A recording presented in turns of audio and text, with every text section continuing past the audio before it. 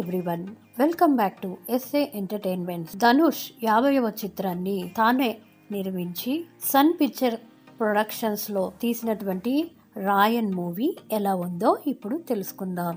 రాయన్ అనేది తన కుటుంబ సభ్యుల మీద జరిగినటువంటి సంఘటనల ఆధారంగా తను ప్రతీకారం తీర్చుకుంటాడు. కుటుంబాన్ని నాశనం చేసిన కొంతమంది మీద పగ తీర్చుకోవడానికి రాయన్ తన తమ్ములతో కలిసి ఏం చేశాడు అన్నదే కథ. ఈ సినిమా కథ మాత్రం చాలా పాతద అయినప్పటికీ ధనుష్ చిత్రీకరించడంలో చాలా బాగా చేశాడనే దాంట్లో సందేహమే లేదు. ముఖ్యంగా హాస్పిటల్లో యాక్షన్ సీక్వెన్స్, దానికి తన చెల్లిని ఉపయోగించినటువంటి సంఘటన అయితే చాలా హైలైట్ గా ఈ మూవీలో మనకి కనబడుతుంది. అలాగే ఒకరిని కూర్చోబెట్టి అతని ముందే నరికేసే సన్నివేశాలు, 3-4 సీక్వెన్స్లు చాలా అద్భుతంగా పండించారు ఈ మూవీలో. వాటిని చాలా చక్కగా డిజైన్ చేశాడు. ఇంటర్వెల్ బ్లాక్ లో కూడా హైప్ తెప్పించి వదిలేస్తాడు ధనుష్. పాప అంటే ఈ సినిమాని పర్వాలేదని విజయం దక్కించుకున్న ధనుష్ ఈ సినిమాతో యాక్షన్ డైరెక్టర్ గా మంచి పేరు తెచ్చుకున్నాడు. ఈ సినిమాలో మైనస్ పాయింట్స్ ఏంటంటే ఎమోషనల్ గా అంతగా కనెక్ట్ అవ్వలేము. ప్లస్ ఏఆర్ రెహమాన్ అందించిన బ్యాక్గ్రౌండ్ అక్కడక్కడ బాగుండగా తమిళ్ మ్యూజిక్ ఎక్కువగా అనిపిస్తుంది ఈ మూవీలో. తెలుగు వాళ్ళు కొద్దిగా కనెక్ట్ కాలేరు ఈ మ్యూజిక్ కి.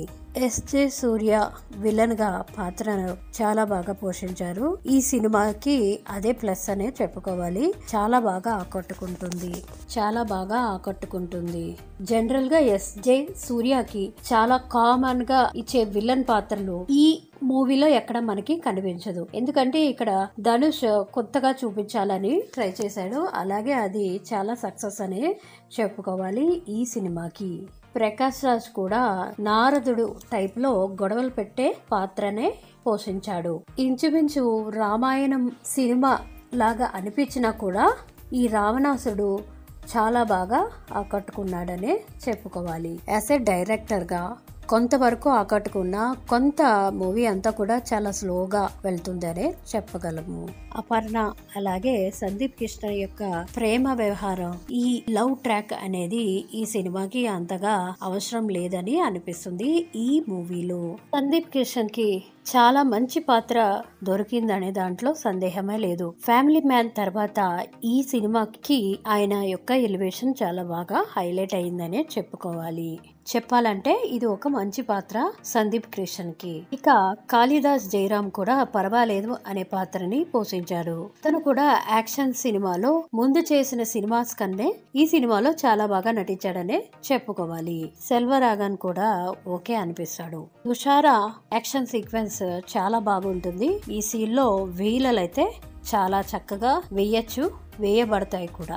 మంచి యాక్షన్ మూవీ కోసం ఖచ్చితంగా ఈ మూవీని థియేటర్ లోనే చూడగలుగుతారు. నార్మల్ ప్రింట్ లో అయితే మనం చూడలేము, ఎందుకంటే బ్యాక్గ్రౌండ్ అంతా కూడా కొద్దిగా డార్క్ గా ఉంటుంది. సో ఖచ్చితంగా కూడా మీరు థియేటర్స్ లోనే చూడదగిన సినిమాని ప్రైరసీ అలాగే చెత్త థియేటర్స్ లో మాత్రం చూడొద్దు. మంచి థియేటర్స్ లోనే చూడండి.